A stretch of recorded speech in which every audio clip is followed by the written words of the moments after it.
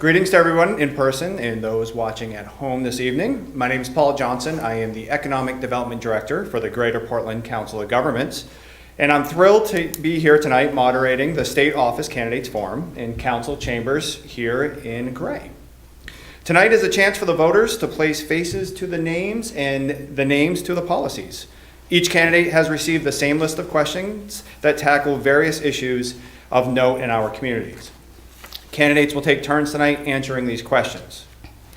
First, let's hear from the candidates themselves. They each have 60 seconds to make an opening statement. The order of this opening statement has been selected at random. First will be Susan Austin. Second will be Representative Amy Arata. Third, Colleen Strickler. Fourth, Senator Teresa Pearce. And fifth, Ann Grant. Candidates, please tell the audience who you are, what seat you're running for, and a quick statement about yourself and why you're running. With that, we will start with Susan. Well, thank you very much, Paul. Good evening, folks. I'm really pleased to be here with you. I am Sue Wilkinson Austin. I was conceived and raised in Gray. I've served in Gray, my district is District 105, Gray, portions of Gray, and all of North Yarmouth. I was raised in Gray. I've served in several school board and municipal seats, and I was appointed by Governor Angus King to the Pineland Conversion Revitalization Project, which is a wonderful, wonderful group to work with. I love serving here at home, and over the last approximately 24 years, I've served and been engaged in state government. I have had the privilege of being elected to serve 4 different districts, and I am hoping to be able to go back and to serve Gray and North Yarmouth again. Thank you. Thank you. Representative Amy Arata. Good evening. My name is Amy Arata, and it's been my pleasure and privilege to represent House District 104 in Augusta. I raised 3 sons in this community, and they attended local public schools. I value this community, and I've been working very hard for you. I'm grateful for this opportunity for you to see for yourself the type of person I am, and not whatever caricature you may see me depicted as in the negative ads that are sure to come. I refuse to participate in any negative campaigning because it's tearing our country apart. My focus is on helping the people of Gray and New Gloucester and not on politics. Safe roads, safe children, good education, crime reduction, high quality, affordable health care, and affordability of daily living, including taxes, are all more important than political squabbles. I've established a reputation in Augusta as a balanced, trustworthy leader who brings people together, both Republicans and Democrats, and even the governor. I attack the issues and not the people, and I think that we need more of that in government. Thank you. Thank you. Colleen Strickler. Hi, my name is Colleen Strickler. I am running for District 104. This is my first time running for a state office. My family moved to Gray when I was 4 years old. A few years later, we moved to New Gloucester, where my parents built a log home. We had a small farm with goats that we milked twice a day and sheep. When I was 16, I spent a year as an exchange student in Germany. I graduated from Gray New Gloucester High School in 1985.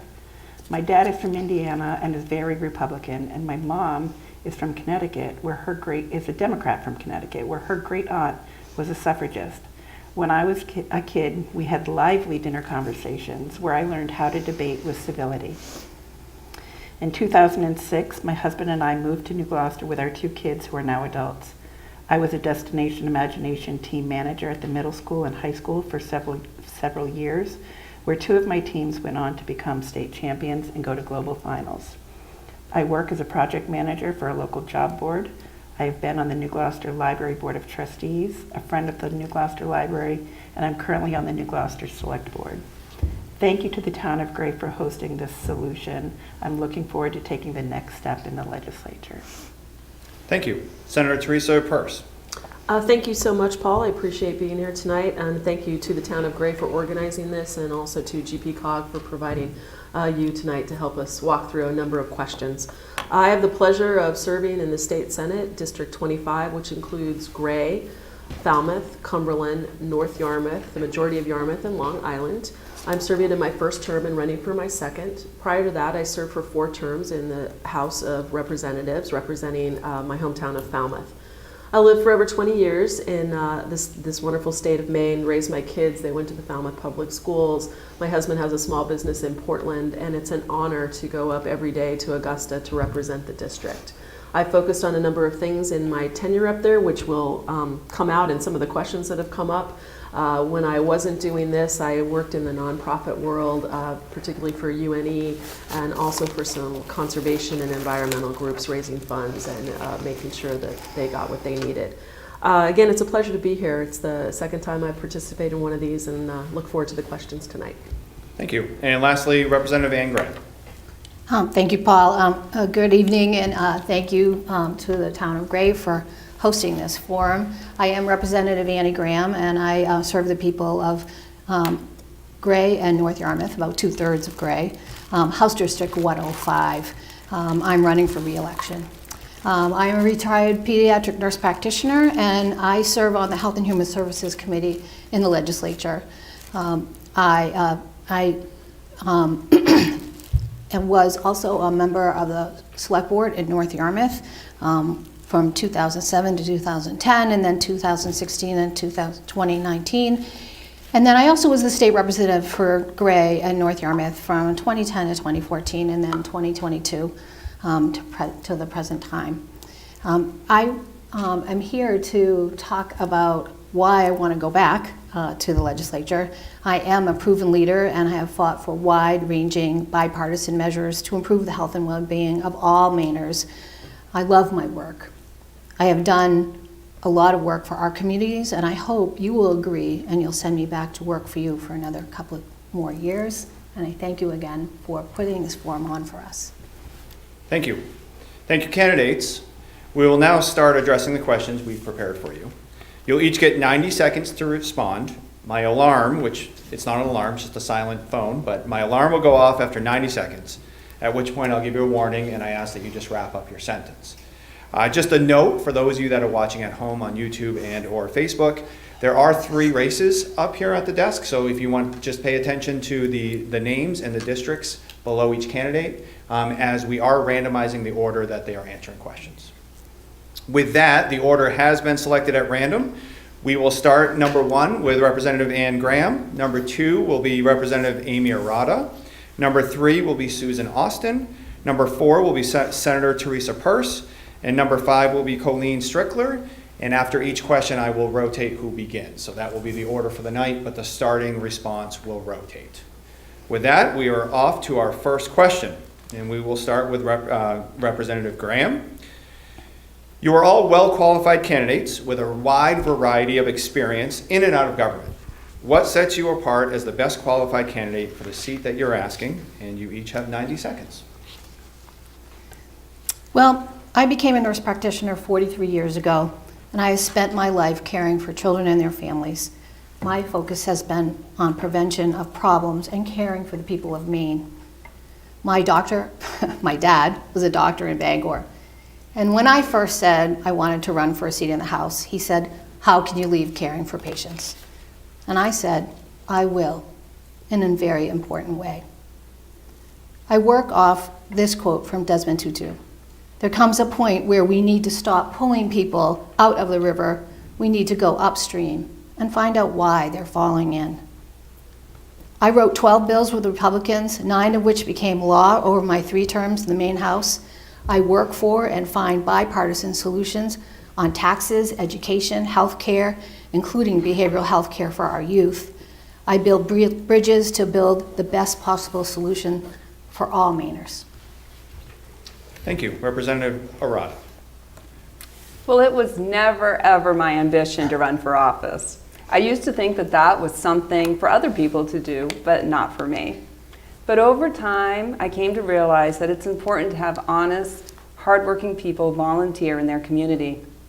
Because I want to make a difference, because I care about my community and the world our kids and grandchildren live in. This isn't about me listing my accomplishments, but about what that means that I can give to you as your representative. So, As a published geneticist, I offer you the analytical mind of a scientist. As a farm kid, I offer you the work ethic of a farmer. As a businesswoman, I offer you the pragmatism to budget and pay the bills. As a former marathoner, I offer you the endurance to finish the job no matter how difficult. As a mom of 3, I offer you the compassionate, patient heart of a mother. As a woman who has served and led in this community for 17 years on the Town Budget Committee, Planning Board, Capital Improvement Committee, the School Board, the State Board of Education, and in the legislature on the Appropriations and Financial Affairs Committee, the Committee on Taxation, the Government Oversight Committee, the Rules Committee, and as a floor leader, I can offer you my extensive experience in government at all levels. Thank you. Thank you. Susan Austin? There's an old saying, or at least it's old to me, that you start as you plan to go. And that's really what I've always done. Wherever I ended up in some sort of a seat of making decisions, I said start right, and always full disclosure and meet the people where they are and give them help. I sense that I have been easily approached, I'm available, and it has to be true because I'm really usually very busy. The phone rings and the computer takes messages, and I've been happy to say that in most every case I've been able to help, assist, or answer, at least bring a good ear and something that helps their next day be a lot happier or a lot more comfortable. And I can refer back to one of the really, I called it a crisis for Maine, was during the COVID. At that time I was serving on the business committee, which I have served on for 16 years. I've always stayed right there, but I've done other things around it for committees. But what we were finding is that the computers at the Labor Department were not efficient, they weren't up to date, and they were crashing, and people were really under great duress. A lot of people didn't have a nice safety savings account, and they had nothing to turn to. And it was day after day at home, at the computer, at the phone, trying to engage their problem to the department. 90 seconds, Ms. Austin. I was very fortunate that I was able to queue everybody up so that eventually they were receiving services, and one person waited 4 months and had gone back to work by the time they got their checks. So it was a stressful time for them. Thank you. Senator Peirce. Thank you so much. It's been a pleasure and an honor not only to serve in the legislature, both in the Senate and in the House, but I also served on my Falmouth Town Council. And I learned firsthand over my 2 terms there, twice as chair, that you really need to listen to the constituents that you represent, and then take that knowledge up to where you're trying to represent and do the best that you can by the people. And I think that what I bring to the table is that wealth of experience on all 3 of those. The committees that I've served on and chair, including Housing and the Appropriations and Financial Affairs Committee. I've served with a number of people sitting up here. And I think we like to take big swings to try to solve big problems. And my relationships with people around the horseshoe of all of those committees have done just that. As chair of the AFA committee in the House, I was responsible for and succeeded in having a bipartisan budget that was passed. It helped with funding our schools, protecting our environment, dealing with retirement savings and property tax relief. You do that by really understanding what the community needs and then bringing that to the horseshoe and trying to find common ground as we move forward on something. Really proud of that work. On the Housing Committee, the same thing. We've been working for chronic homelessness to try to solve that, affordable and sustainable housing and home ownership. We heard from the people what they need. We took it up to the State House. We worked around the table, found common ground, and I'm really proud of that bipartisan work. I look forward to continuing that. I think that's the only way to be pragmatic and have common sense and get things done for the people of Maine. Thank you. Colleen Strickler. Having parents on both sides of the political spectrum allowed me to hear both sides of every issue and why my parents believed what they believed. Why did my mom believe this and my dad believe that? I learned that sometimes in debate there is not a winner or a loser. There is, however, an opportunity to find common ground and find a solution. I am by nature a consensus builder and a problem solver, which is why, as your representative, I will work hard to be a bipartisan legislator. In our very divided political world today, I truly believe that the solution is usually somewhere in the middle. I will never ban books. I will always defend the rights of the patient to make their own medical decisions with guidance from their doctor. And sometimes we just need to look at problems from a different perspective. Thank you. With that, we'll move on to the second question, and Representative Amy Arata will start. Second question, if you win this election, what is the single most important thing you want to accomplish in 2025? Thank you. Well, I've knocked on 1,000 doors so far this year, and overwhelmingly, people have told me that they are most concerned about the high cost of living, including property taxes. In fact, we're seeing this concern statewide, so both the House and Senate leadership, and Republican leadership, have announced that one way we're going to attack this problem is by amending the net energy billing law that made your electric bills skyrocket. We'll also propose another property tax growth limit for seniors that's fair and sustainable. I also want to put the tax growth limit that was repealed last session back in place with a few changes to make it easier for municipal officers to comply with. However, the reality is that we, Republicans, don't control the State House, and I can't accomplish anything unless I can bring people together from both parties with this common goal. We have to care more about the people we represent than about opposing each other.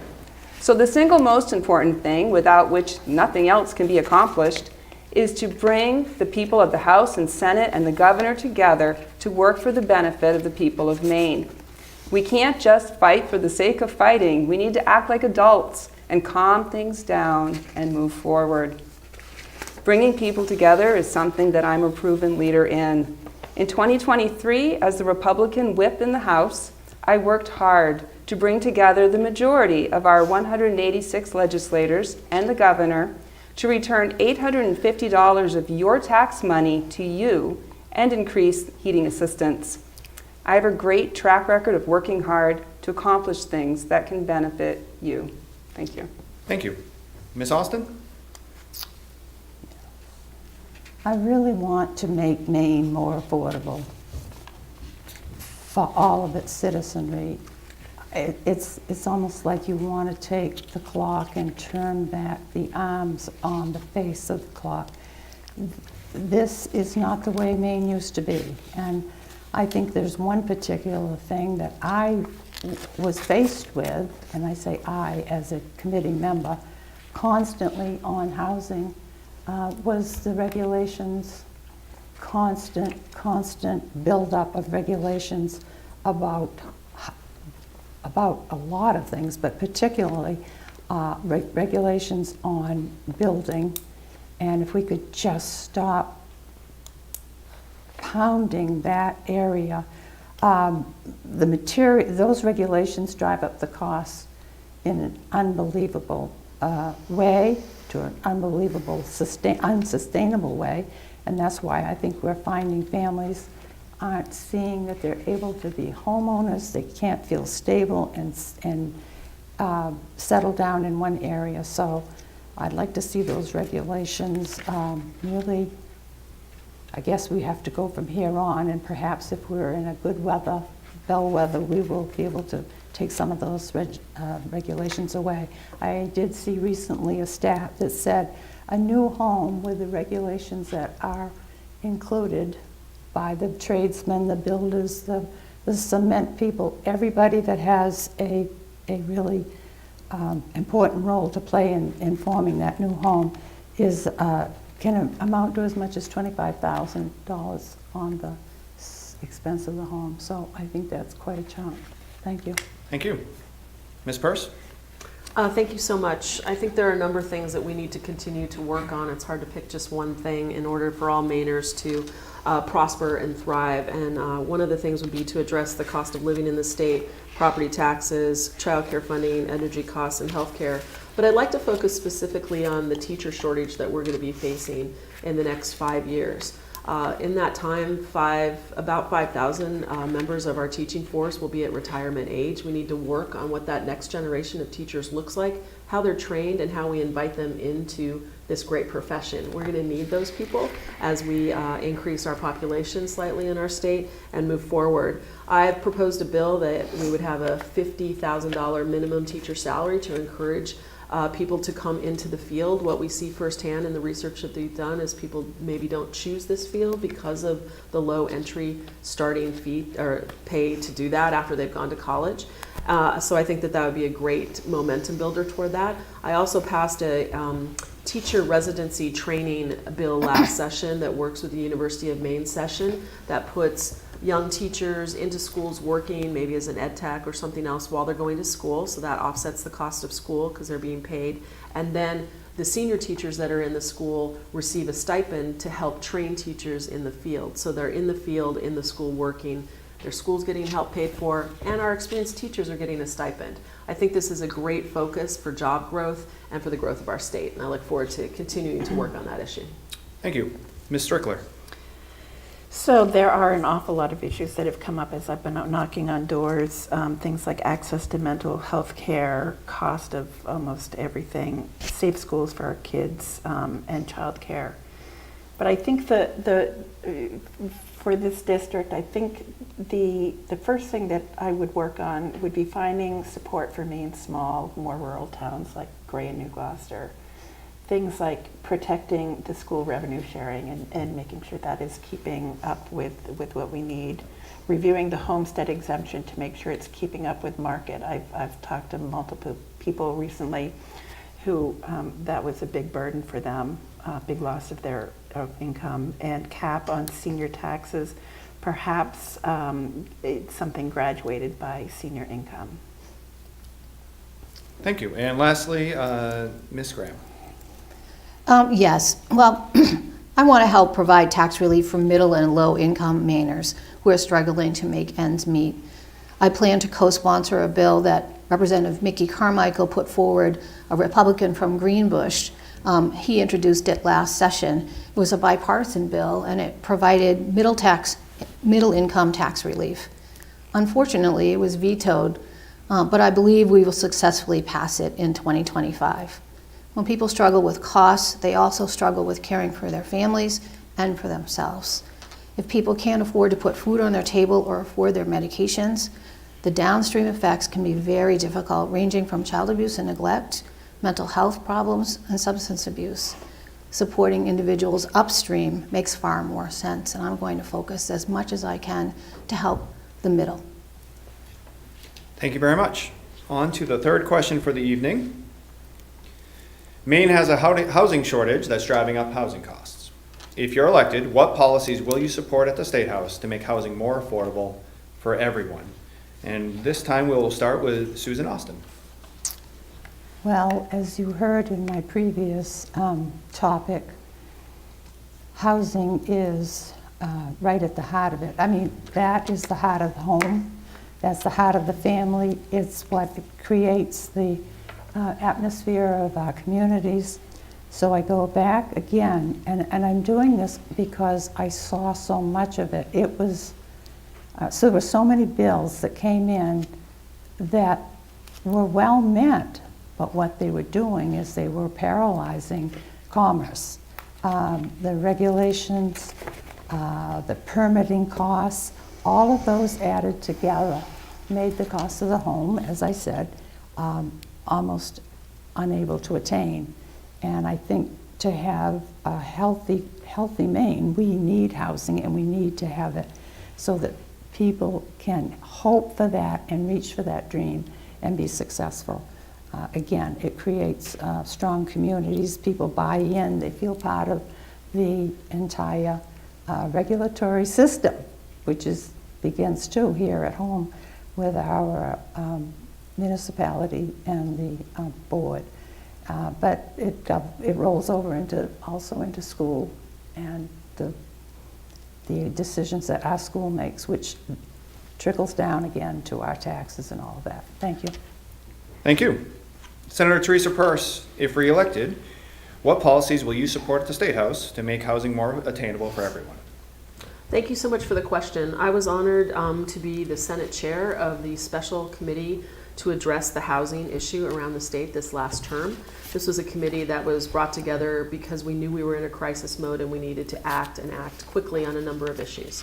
So we've made historic investment in the last 2 years to help address this issue. $100 million for affordable housing production and for home ownership and for student homelessness. We have 2 big programs that we run. One is by the state called the Rural Rental Program, which helps developers build all over the state, and then another tax incentive program that's done federally. This has had a big impact. We've been able to make great progress, but there's more work to be done.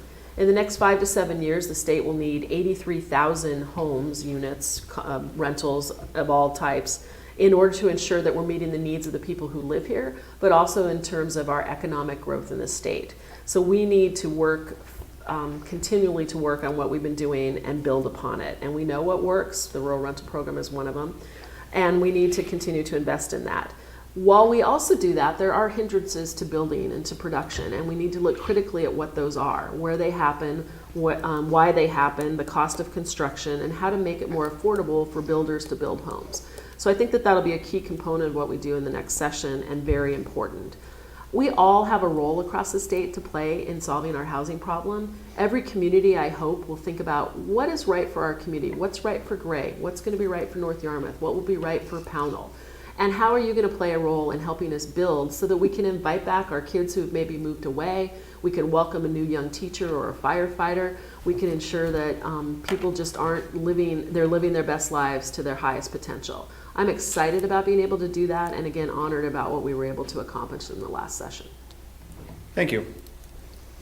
Colleen Strickler, Maine has a housing shortage and costs are increasing. If elected, what policies would you support to make housing more affordable?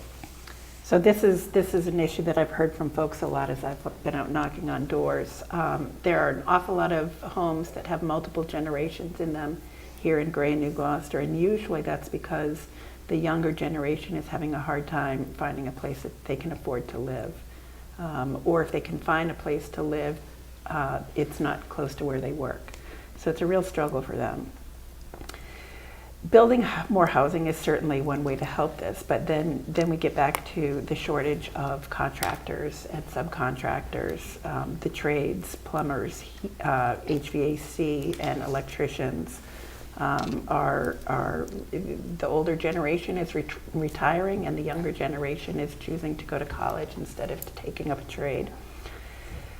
So when you have a shortage of those, then that just drives up the cost of the building. So I would support things like incentives for high school graduates to learn a trade that would help ease housing shortage, incentives for first-time home buyers that will help them afford to buy a home, building quality housing for seniors where they can be independent but not lonely and not have to live in their big old family home that they're rambling around in by themselves these days. And limits on corporations purchasing homes to rent at inflated rates. This has been happening all over the country, and that's taking homes out of the housing market. Thank you. Representative Ann Graham, if re-elected, what policies will you support at the State House for making housing more affordable for everyone? Well, first I want to thank Senator Pierce and the Joint Select Committee on Housing. They did an incredible work this session. My hope is this committee will continue to exist because the need is so great. I actually would support Vice President Harris's proposal to provide first-time homebuyers a $250,000 credit in order to buy a first home. Like your children and grandchildren, my 3 sons, who are in their 20s and 30s, can't begin to imagine to be able to own their own home in today's market. I support zoning changes that will allow for ADUs, known as accessory dwelling units, that will encourage intergenerational housing. I actually agree with Colleen that I've met many families when knocking on doors, and actually I've met people, grandparents, who have chosen to move back to Maine from Florida, where they're having a hurricane, to be part of their family, to help out and help raise their kids and their grandchildren. So I think that that's very important. I also want to applaud Gray for the Meadowview Elder Housing Project that Avesta is building. It's really exciting to see that happen. We need to be able to keep our seniors here in our community in a safe place. And we also have to remember that we have to balance our needs for housing with the environment and the impact it has on the environment, traffic, and how we build workforce and affordable housing. Thank you. Lastly, Representative Amy Arata. Maine has a housing shortage and increasing costs. If re-elected, what policies will you support to make housing more attainable? Well, I've actually already done quite a bit of work on this issue, and I'll continue to oppose overregulation. See, the housing market, it's like all markets, it's subject to the law of supply and demand. And for a long time, government overregulation has distorted the housing market. I worked with the Democratic Speaker of the House to co-sponsor a bill that honors individual property rights and reduced overregulation. See, it used to be that a hard-working person of modest means would notice a demand for housing and then construct a unit or two on his property to meet that demand and bring in rental money for himself for retirement. But overly strict regulations put an end to that. And we have become dependent for housing on elite, large corporations that have the money to hire lawyers to work through the labyrinth of complex regulations and use the tax incentives that benefit the wealthy. But my bill leveled the playing field. It allows regular, hardworking people to build a few units of housing subject to common sense regulations to preserve the quality of life in their neighborhoods and to protect the environment. It helps regular people like my constituent who can now build a small house next door for his mother so she can retire debt-free and be cared for by relatives and not by strangers. And it'll help your children to find housing in the town that they grew up in.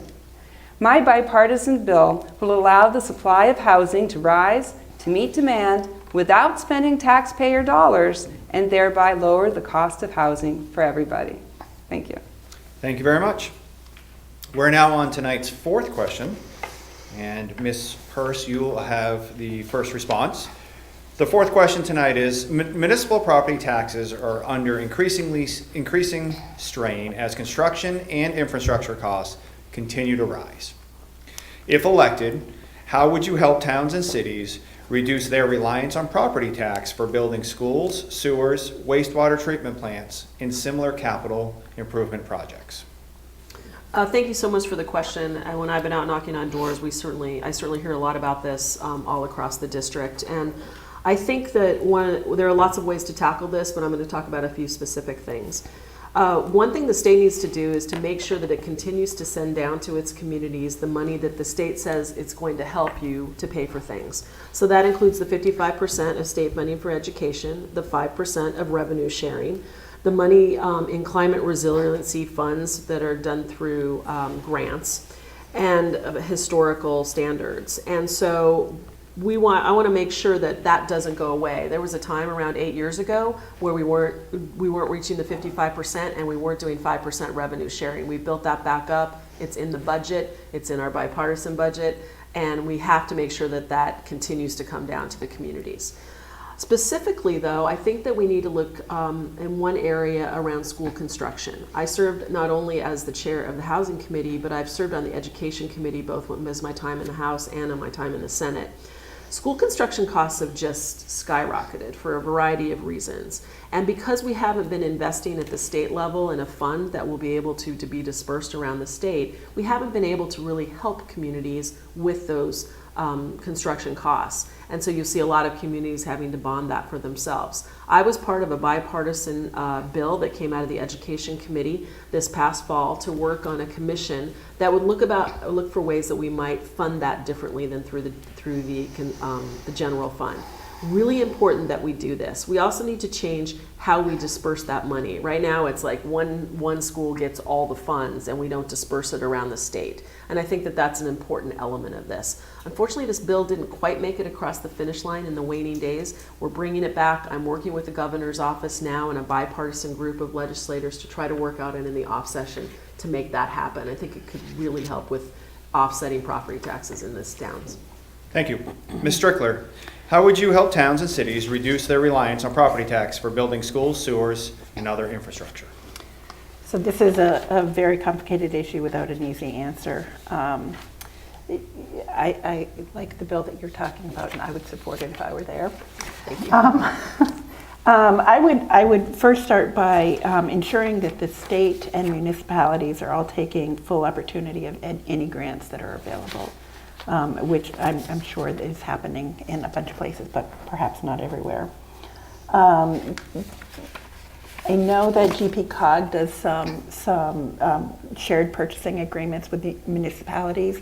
Maybe there is some sort of way that schools could do joint shared purchasing agreements within counties or something like that. And increasing economic development within the towns so residential property owners aren't carrying the full burden. Thank you. Ms. Graham, how would you help towns and cities reduce their reliance on increasing property tax for building schools, sewers, wastewater treatments, and similar capital projects? Well, first and foremost, I would maintain and even want to increase the municipal revenue sharing at 5%. It was decreased in previous legislatures and previous administrations down to 2%, and it really caused significant harm to our local communities. I would also want to maintain and, again, even increase 55% general purpose aid for schools. Thirdly, I'd like to maximize the federal funding that we receive through the Maine Department of Transportation. Right now, it's capped at, projects are capped at $625,000. And the example I give is the Yarmouth Road right here, that cost $7 million. 1.5 million were related to sewer and water. So that's left up to the community to foot that bill. So we really need to be able to maximize federal funding and increase it so that communities like Gray and North Yarmouth don't struggle with having to meet those major infrastructure costs. The last thing I would point out is that property tax issues are a major concern. I think that I've talked to many, many people about this. And so there is tax relief available for individuals. There is the property tax deferral program and the property tax fairness credit. Those were bipartisan solutions that were brought forward by Senator Rick Bennett of Oxford County, and it allows more Mainers to lower their property taxes and age with dignity in their homes and their communities. Thank you. Ms. Arata, with property tax under increasing strain, how would you help towns and cities reduce their reliance on the property tax to fund buildings, sewers, wastewater treatment plants, and other projects? Well, this relates back to the issue of housing supply. If towns want to have municipal water and sewer, then they must allow more housing in the areas that offer those resources. They need more homes to connect to the public water and sewer and pay to maintain it and pay off the bonds. It's simple economics. Intelligent planning allows you to have this infrastructure without burdening the property taxpayers. Also, when a town keeps debt and spending moderate and within their means, it improves their credit rating and keeps the municipal bond rates low. Taxpayers who live in well-managed towns shouldn't have to pay to bail out municipalities that have made poor planning and budgeting decisions. I don't want to send your tax dollars to towns that have spent frivolously. I do support the provision of technical resources such as those provided by the state's Department of Economic and Community Development to help towns make good decisions. We must remember that just because something is state funded doesn't mean that it's free. Those are also your tax dollars. If we increase the expenditure of state tax dollars on school improvements, your money could go to things like a skating rink or swimming pool in Portland, where the political power is concentrated. That's not fair to you, and I don't want to open up that can of worms. Local taxpayers should continue to have the right to decide how much and if they want to spend their money on local school improvements. Thank you. And lastly, Ms. Austin, if elected, how would you help towns and cities reduce their reliance on property tax for building schools, sewers, wastewater treatment plants, and other capital improvement projects? I would like to see our towns restored to having more autonomy on their boards by allowing the different projects that come before them. There's a lot of talk about referring to the state of Maine, and I think that if we could take on the projects that we can handle with good oversight through the decision-making process amongst the boards and the school board as well, that we will then allow the towns to have some say in the improvement of the infrastructure, the improvement of development at one campus or another, and it helps them choose that expansion based on what that town can actually afford. I think we've gotten out over our skis, as has somewhat been mentioned, and then we just put the tax bill in the mail. And I'm really, really worried about not only senior citizens, but others that are really going to be affected by some of the expansions that we see coming. Thank you. Thank you. Thank you, candidates.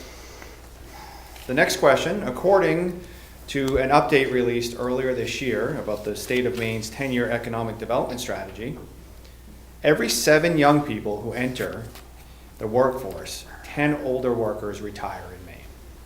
How do you propose Maine tackles this workforce crisis, and how can you help this issue from Augusta? And with that, we will start with Colleen Strickler. So I have two 20-somethings at home, and working is important for them. But my daughter recently said to me, everybody my age has left the state of Maine. So I think one way to start this is for incentives for young people in Maine to stay in Maine rather than moving to other states. Things like tuition assistance for training that leads a young person to taking a job that is in Maine and they stay here for a specific period of time. But it's more than just the job, because they also have to have a place to live. So it's all tied in together. If affordable housing can't be found where the jobs are, that makes it really difficult for the young folks to find a place to live where their job is. And then we go back to the trades again. If we have more folks getting into the trades where there is a need,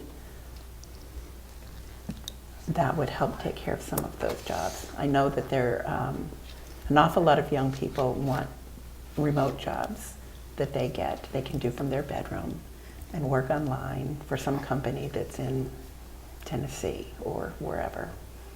So we need to have the jobs that are here that they can get trained for. Thank you.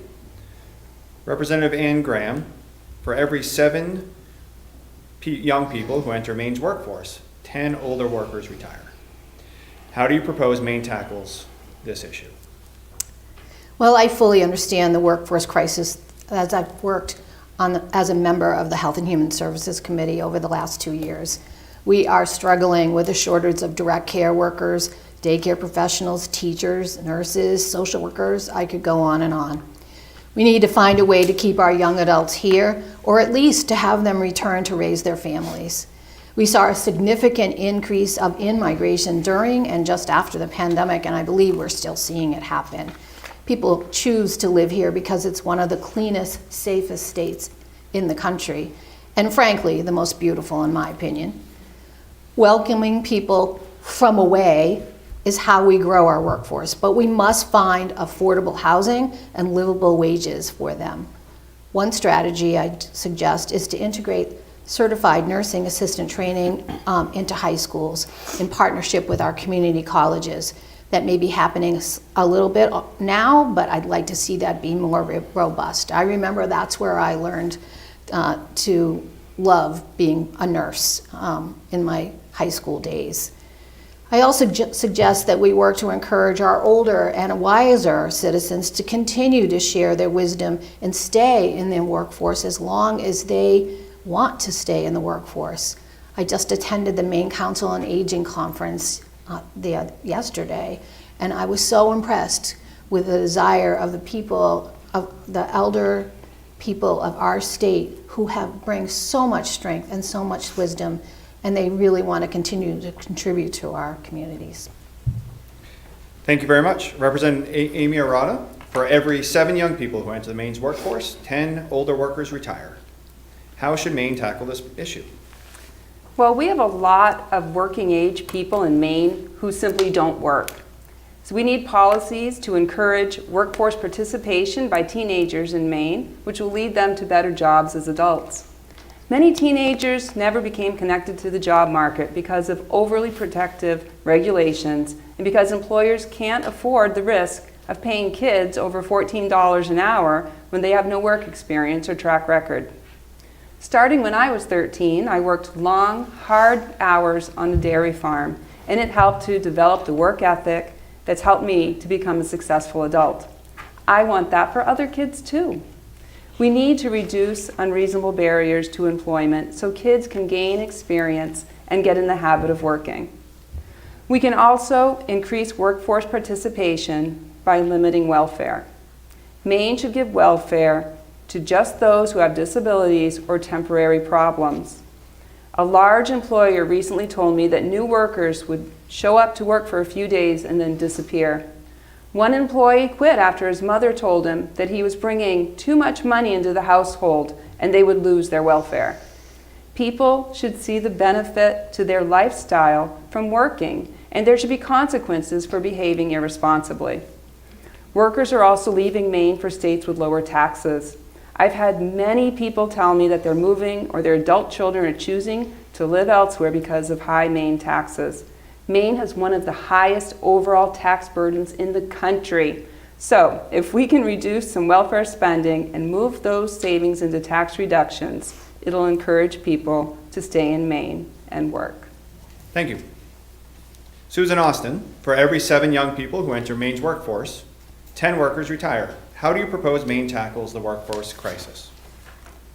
Well, to start with, we lose a lot of our young people to colleges outside of Maine, and some of them would like to come back, but for many of the reasons that we've stated, they don't feel they can afford to, and they may not actually have a job in their profession to come back to at the time. I think we need to find incentives, and I know in the past we established, I believe it was loan forgiveness for certain professions here in Maine that were vitally without the care of dentistry, perhaps some other medical issues, doctors, and even the veterinarians in the outer rim of Maine and down east. There were no professionals there. So that was one form that we worked with FAME, I believe, on those, to have forgiveness for them if they came back to Maine for so many years. I think that can be something that we can perhaps enhance upon, but again, the taxation, I've heard of many leaving and just going across the border to New Hampshire, so we've lost some really good people on that. I think those are one or two of the myriad of things that we can try to keep our young people at home and in the jobs that they've been trained for, whether it's a trade or a profession, and establish themselves within the Maine infrastructure. Thank you. And for the last response to the question, Senator Teresa Purse, for every 7 young people who enter Maine's workforce, 10 older workers retire. How do you propose Maine tackles this workforce crisis? Thank you so much for the question. We must continue to look at bold ideas to invest in our state. One of those that we did in 2017 was a research and development bond for $45 million, which had an enormous impact on our economy. I sponsored another R&D bond this past session for $25 million in order to bring that type of investment back to the state. In 2017, that bond resulted in a $1.4 billion economic impact for our state, had the direct result of 2,000 plus jobs for direct jobs, and then of course thousands of ancillary jobs around it. The bond that I brought forward would be $25 million invested in Maine's 7 technology sectors, including biotech, composites and advancements, environmental technology, forest products, agriculture, information technology, marine technology, and aquaculture and precision manufacturing. A mouthful, but great industries around the state. Once we have this investment and those grants can go out, they then just build up what we're doing with the investment world. And our state's at an inflection point with this, and I firmly believe it's time to support this rapidly growing research and development industries. Investing in these industries means supporting Maine's economic potential and creating jobs for the future. One of the people that came and spoke in support of my bill was a man and his brother who run a construction company. And he received one of these grants, was able to build a number of things up, and his son came and toured it, and he was in a college moment deciding where to go. Needed a lot of engineers in this company. He saw what was going on, how exciting it was. His son decided to stay in Maine, live in Maine, work in Maine, and get his education here. So I think that ripple effect is clearly how we might be able to really address this problem. Thank you very much. Well, we've officially made it through the batting order, so that is good. We have more to go. We have more to go. But we are back to the top, so Representative Ann Graham will take this next one. Next question. In 2020, Maine detailed a 4-year climate action plan entitled Maine Won't Wait. The initiative aims to substantially decrease greenhouse emissions, avoid the cost of inaction, and foster economic opportunity, amongst other things.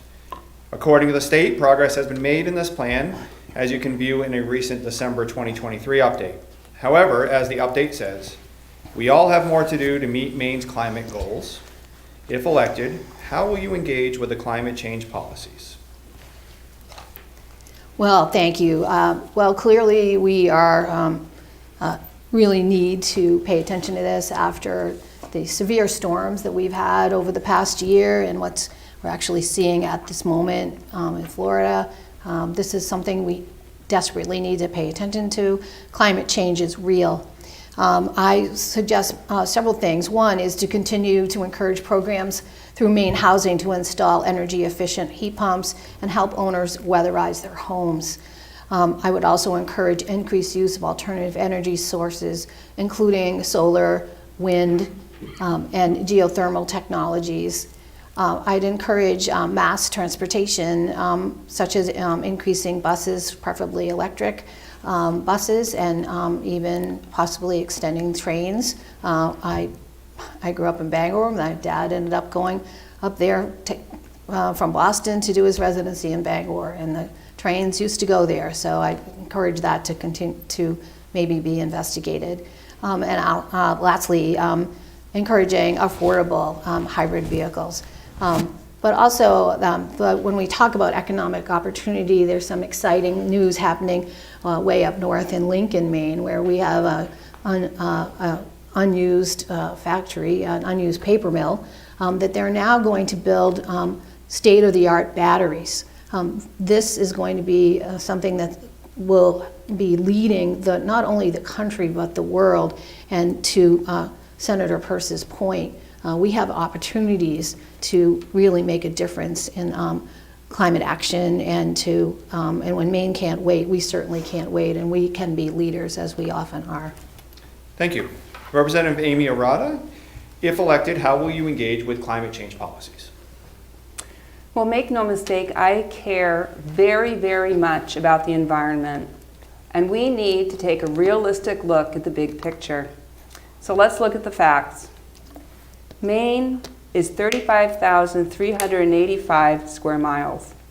The surface of the earth is 196.9 million square miles. That's a ratio of 0.00018. Maine is a tiny, tiny fraction of the Earth, and the reality is that any impact we could have on the weather is infinitesimally small. Actions by the rest of the planet overshadow anything that Maine could do. As stated in the Wall Street Journal recently, Russia actually wants global warming because melting ice in the Arctic Ocean would open up a shipping route to put Russia at the center of global trade. It's simply not realistic to think that Maine can control what Russia or China or any other country does. Maine's effort to change the weather has harmed our environment. We are cutting down thousands of acres of trees for solar panels that are inefficient and someday will be trash. A DEP employee told me that loons are mistaking the glass for lakes, and they're finding dead loons among the solar arrays. Maine is clear-cutting our mountaintops for windmills that will also kill birds, and the governor's plan calls for polluting our oceans with windmills that many believe will damage our fisheries. And to top it all off, this environmental damage is actually increasing your electric bills. We need to focus on Maine's environmental issues that we actually can control. Invasive species such as milfoil, Japanese knotweed, kudzu, and brown-tailed moths.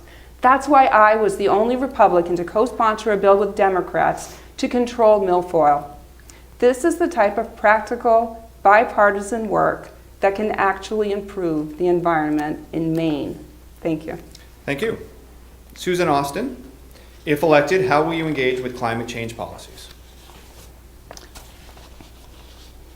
Over many years, I worked into my workout a jaunt on the highway near my home, about 2 miles. And I began to notice the roadside litter is unbelievable. And I began to notice an overwhelming amount of, hope props are okay, small bottles of liquor. Now, I had served on the, during my service on the business committee, we handled the bottle redemption system. And I started to look at those little bottles, which had no redemption amount marked on them at all. So I went to the revisor's office and I said, I've got a lot of these little bottles. I said, I don't even know what they're called. And I showed it to the attorney. And so we put a bill together to put a 5-cent deposit on it. And I have to tell you, it sounds comical, but I could not believe the response and the energy that I felt both at the State House and emails and calls that I was getting. Because people were, everybody that walks or bicycles, they said, we're seeing them there everywhere too. So we did put it on there, and I have got to say it was a lot of work because of a few certain factors, but both sides of the aisle in both chambers were overwhelmingly in support of it. So I looked at things like that the litter that is caused on the side of our roads, I don't know what more we can do. We can't expect police to go out and chase cars that throw a napkin or a McDonald's thing out of the window. So that was one thing that I thought was a little bit corrective and helpful to that. Thank you, that's time. Thank you, Ms. Austin. Thank you. Senator Teresa Purse, if elected, how will you engage with climate change policies? Thank you for the question. I do appreciate that in 2020 we started the Maine Won't Wait process of looking at this very significant issue. We've seen recently in the surge of extraordinary storms that we've had that this impact is real and it's happening. We know that also through our fishermen and the lobstermen around the warming of the sea. So it's here and we need to address it. One of the things that I think is really important is there'll be a report coming out in December of this year doing an analysis of what we've done so far. We shouldn't just continue what we're doing because we started that in 2020. We need to look at what we were doing and see what the impact was, if it was helpful or not, and what we should move forward on so that we can do it in a thoughtful and strategic manner. We absolutely have to continue to invest in these energy saving initiatives. In the last, under 2 administrations, the heat pumps were put on the target of let's put 100,000 of those in homes in an X amount of time. We've succeeded in that 2 years before we thought we would, and we put another 175 in the pipeline to be going out. This is very important because it lowers everyone's energy costs. The Climate Resiliency Fund is very important to what we do. This is a fund that we established with a $8 million fund over the last session. It provides planning grants for local municipalities to discuss what they need in their towns with regard to climate and climate change and what's happening with storms and other issues. And then it also provides implementation grants so that you can decide what you need to do, what's appropriate for your town, and then how you might implement it as a town or maybe as a regional effort. Really important that we look at this as we move forward. We might be able to slow some of the process or some of the things that are happening around, but we also have to be realistic and address what we need, how we need to adjust to how we're living and what we're doing. Thank you. Thank you. And lastly, Colleen Strickler, if elected, how will you engage with climate change policies? As a parent, I am very concerned about what I leave behind for my kids and future grandkids. And 2 of those things are financial stability, both as a family, as a town, as a state, as a country, but also a healthy planet. Gray recently received a $50,000 grant for Gray's first ever townwide watershed management plan, which I think is a step in the right direction. New Gloucester has been working on smarter infrastructure. We spent a record amount of money on culverts last year with all the storm damage from the winter and fall.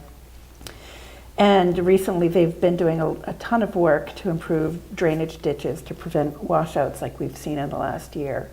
On my way here tonight, it looked like those are working, and I think we need to do more of that. We need to prepare for storms because climate change is here. My husband and I recently put 2 of those heat pumps in our house, and they're lovely and working very well. And I think that that's a program that should continue. I do, as I'm talking to folks, hear concern about the electric cars and the goals that have been set for those. And I think goals are fantastic and important, and I would love an electric car, but I think that we need to be mindful of the burden, the financial burden on families. And perhaps it's just an education issue. Perhaps we need to do some education about what the programs are and how they work. I've had conversations with folks about the solar panels, which I think are great. And I support them, and I would love to have them on my house. But I think there's some confusion about what the anticipated savings will be 90 versus seconds, the Mr. reality. Yep.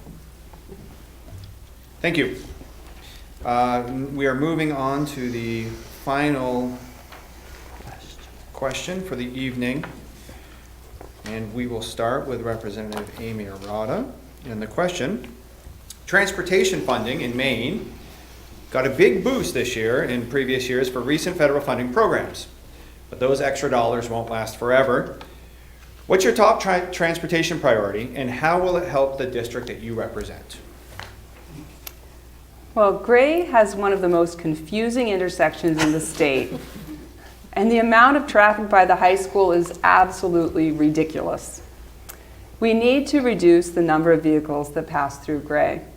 I want to work with the new Turnpike Authority Director to modernize toll collection and eliminate the financial incentive for vehicles to get off the Gray exit. We also need to increase the number of Turnpike exits to spread out the traffic away from Gray and relieve congestion. This is something that's going to take a lot of work and cooperation, so it's a good thing that I have positive, respectful relationships with my peers in Augusta.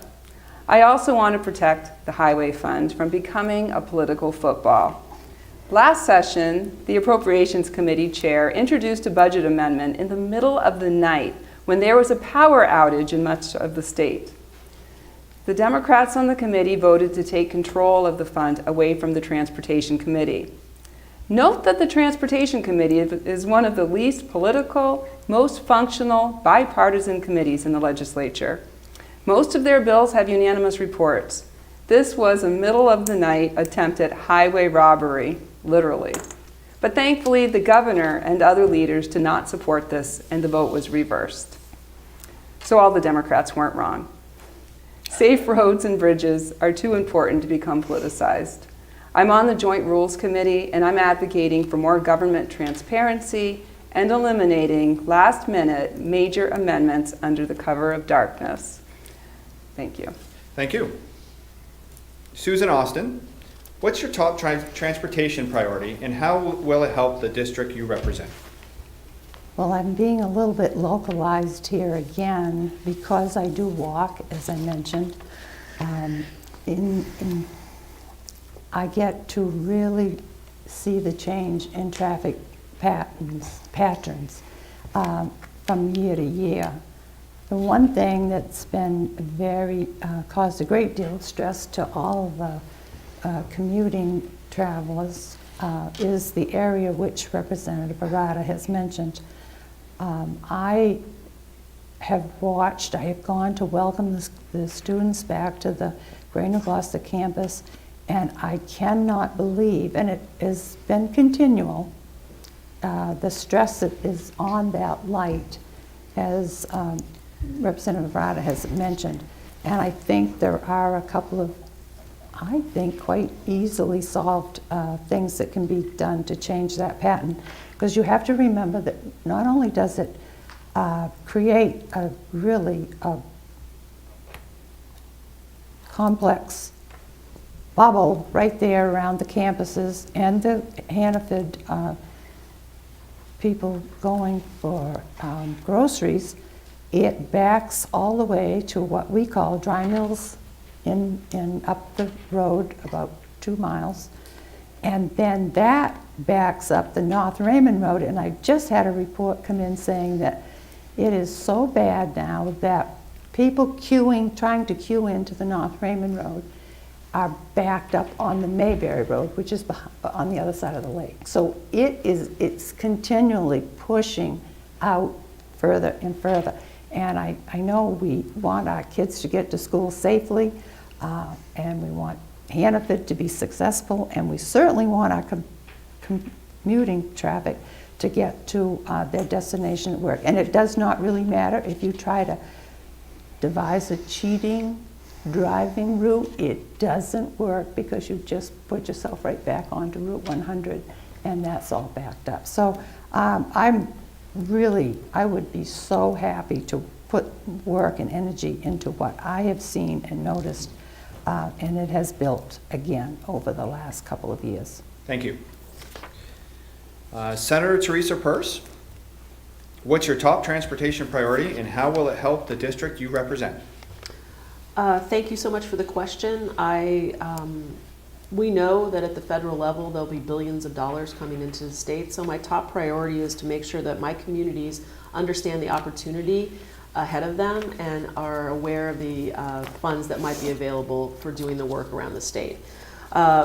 The DOT always does a 3-year plan. There are a number of things in gray that are going to be on that 3-year plan in the next few years on Route 202, the highway safety issues, Sweetser's Bridge, Libby Road. In addition to all of that the DOT does, though, we in the legislature in the last session put into place the new Maine Office of Community Affairs. And this office will be a resource for local communities dealing with climate, housing issues, and federal money. Federal money coming into our state will be $2.5 billion for the infrastructure law, $394 billion for clean energy, and $280 billion for the Semiconductor Chips Act, which is research and development. This is a lot of wonderful money, infrastructure that we need to build our state. But if you don't understand how to access and how to have opportunity to be part of that, then you just miss out on it. And so this organization, this part of the federal government or the state government will provide information, technical support, and a place to go to get answers and questions. So I look forward to working with all my communities to access this new MOCA, Maine Office of Community Affairs. Thank you. Colleen Strickler, what's your top transportation priority and how will it help the district you represent?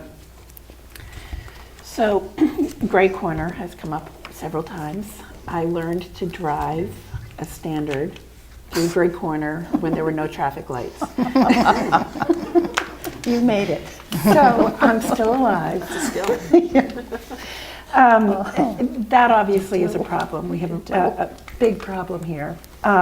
The other thing is the increased traffic and truck traffic through Gray and New Gloucester due to the turnpike barrier toll creates more frequent road repairs and makes the roads less safe for folks here at Gray Corner and up and down Route 100 between here and Auburn. Spending money on infrastructure projects to get higher quality, longer lasting, instead of lower cost patch jobs that have to be consistently redone could be eliminated if we got rid of that barrier toll, or if we had limits on trucks going through there or weights of trucks. So that would be a huge priority for me. Thank you. And lastly, Representative Ann Graham, what's your top transportation policy and how will it help the district you represent? Well, I'm echoing the good senator to my left that we really need to, it's critical that we fully have MDOT projects fully funded and that we need to eliminate the caps that I mentioned prior to my comments about economic development. We need to utilize federal funds. It's a must, and once the feds allocate the money, we need to make sure Maine is getting as much of it as possible, and we have to make sure it gets down a good trickle down to our communities. We really, in many respects, need to fight for that. I think that the Maine DOT, I've been working since 2010 when I was first elected to the Maine House with the town of Gray to help fix the crazy intersections. I agree with Representative Arata. It's one of the most confusing intersections I've ever seen in my life. And we're finally making headway. We've been meeting, Senator Peirce, myself, and members of the town council have been meeting with MDOT to try to advance those improvements, and they're going to happen. So I think that those are the biggest issues. One of the things that the old-fashioned word of shunning pike, what happens is people come down the main turnpike, people, mainly big trucks, choose not to pay the toll and come right down 100 and create a lot of safety issues, a lot of wear and tear on roads. Again, I agree with Representative Arata that we need to talk with the new Turnpike Authority executive director and see if we can find a way to deal with that. It's been an ongoing issue. I don't know if we can solve it, but it's been a safety issue, it's been an infrastructure issue, and we need to get on it. Thank you. Thank you, everybody. Good job. That was the easiest thing I've done all day. Wow. We need to fix that. And that includes a nap, so that's pretty impressive. So according to my agenda, this is supposed to be 8 p.m. and it is currently 8:13 p.m. and we have a hard stop at 8:30. There are approximately 3 to 5 questions from the audience. I'm going to make an executive decision and we're not going to get to them as I don't want to be perceived as giving favoritism to one member of the audience versus the other. So in lieu of that, there were 90-second closing statements. Let's call those closing statements 2 minutes. And if there's an issue that you would like to spend 30 seconds on, or perhaps give your campaign contact information, if somebody can reach out to you directly if they do have a burning question and feel as if they didn't get to hear you respond. Please take the little extra time and discuss the easiest way to reach you or your campaign. So with that, we have our order has been drawn at random, and we will go with Colleen Strickler first, Representative Graham, Susan Austin, then Senator Peirce, and then finally Representative Arata, and I'll remind you as we go along. So we're going to say 2-ish minutes, and I'll give you a little hand signal if it goes too long. And with that, Ms. Strickler, you have the floor. Thank you to Gray for hosting this. Thank you to everybody who is here listening and anybody who's listening online. And thank you, Paul, for moderating. I hope that you have learned that I'm a pragmatic person, open to new ideas and willing to listen. I still talk politics with my parents and my husband, and though we don't always agree, we are mostly civil.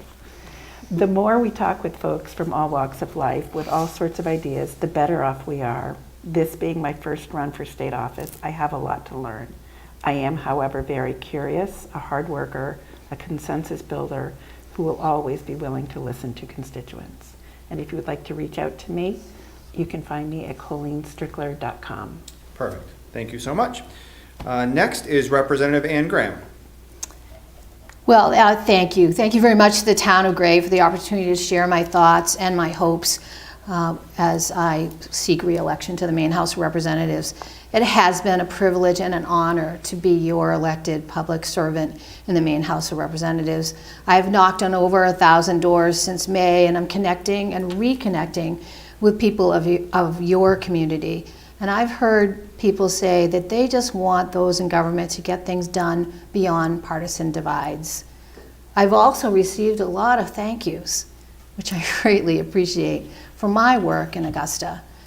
I truly love my job, working for the health and well-being of all the people of Gray, North Yarmouth, and all Mainers. I ask that you hire me for another 2 more years so that I can keep working for you and your families.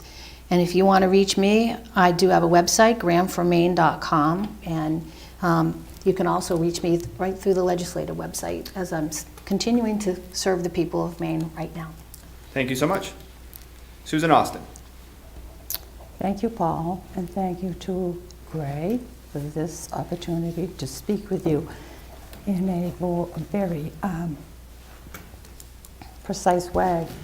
I have visited the homes and the businesses of almost 1,300 sites in this district, and I've heard clearly your concerns. Many are really anxious about staying in their homes if and should they be able to continue to live here and to add to the health of our community. It saddens me that just in the last year to a year and 3 or 4 months, since I turned out, I hear the conditions have deteriorated. I will fight to restore strength to our communities of Gray and North Yarmouth, which I regard as healthy homes, healthy neighborhoods, healthy schools that we want to continue to promote and support. In closure, I would be honored to earn your precious vote to be re-elected to the Maine State House of Representatives, and I look forward to working with all of you again to restore the strength and the health that we all wish to have in our communities. Please vote in this election, and I thank you very much for your ear. And my home number is 657-4100. Thank you very much. Senator Teresa Peirce.